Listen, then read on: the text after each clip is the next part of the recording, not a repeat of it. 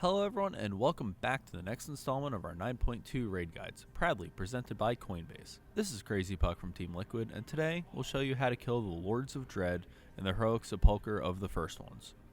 Apologies if you can hear a bit more background noise than usual today. This video is being recorded live from Team Liquid's Race to World First event.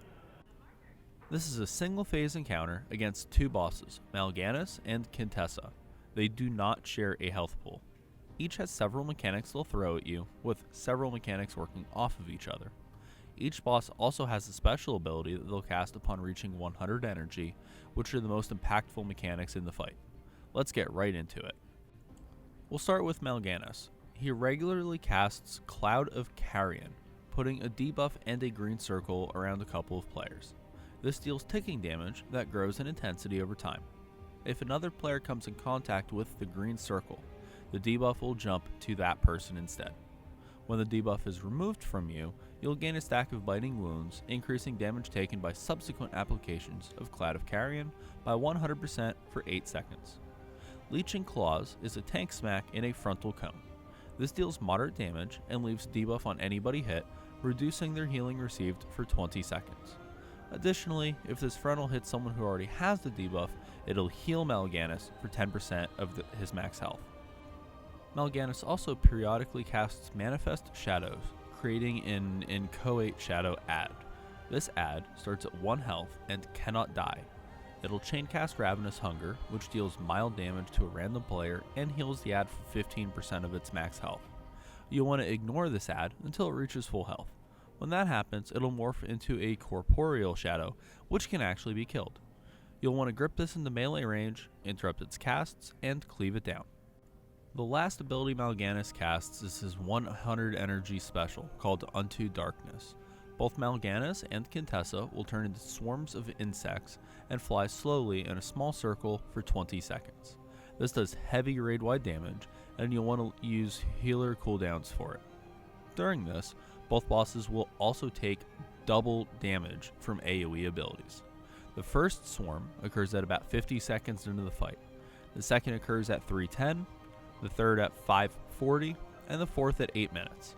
We recommend using Bloodlust for the second swarm, the one that happens at 310 into the fight. By this time, all of your cooldowns will be back up from the pool. Make sure players with 2-minute cooldowns hold them for the second swarm, and blow up the bosses as much as possible. Quintessa has her own set of abilities. Fearful Temptation will put a purple circle around a couple players that lasts 8 seconds. Anyone within the circle when it expires, other than the target, is feared for 12 seconds. However, anyone with Cloud of Carrion, the green circle, that stands inside the purple animation when it explodes, will instead have the Carrion debuff removed and won't get feared. So, you'll want to do exactly this, as it's the only way to permanently remove the Carrion debuffs. The best way to handle this is to have the players with the Carrion debuff move behind the raid group when that comes out. When the Fearful Temptation is cast, those targeted players will run towards the players with the green circles. The players with those green circles will stack inside the very edge of the purple circle animation. Be careful with this, because if the edge of the green circle touches the actual player that has the Fearful Temptation debuff, that Carrion debuff will actually jump to the Fearful Temptation person. When a Carrion debuff is removed by Fearful Temptation, it'll shoot out some small green goop puddles that'll slowly move across the room. Do not touch these. If you do, it'll apply that Carrion debuff back to you. The people who just had their Carrion debuff removed should stand still for about 2 seconds after the Fearful Temptation explodes and wait for those puddles to appear. If you don't, they could actually spawn under your feet as you're running back in, immediately jumping right back into you, defeating the entire purpose. Quintessa also has a couple of other abilities. Slumber Cloud will put a couple of void zones on the ground that move around extremely slowly. If you touch the cloud, you're put to sleep for 8 seconds, so just don't touch them. If you do get put to sleep, that can just be dispelled. She'll also do a tank smack called Anguishing Strike, which deals mild damage and applies a dot. This isn't really a big deal since you already need to be tank swapping because of Mal'Ganis' Leeching Claws ability. Quintessa's most impactful ability is her 100 energy special, called Infiltration of the Dead. also known as the Among Us ability. When she reaches 100 energy, she'll stun the entire raid, her and Melganis will disappear, and the entire raid becomes hostile towards each other. Then, you literally get to play Among Us. Melganis and Contessa will each choose one player and basically be hidden on their backs. You can only see the bosses if you are very close to the affected players. When you find the players affected, you want to attack them until they explode, clearing the boss from them. Once you find both bosses and attack both affected players until they explode, you win the game and the ability ends.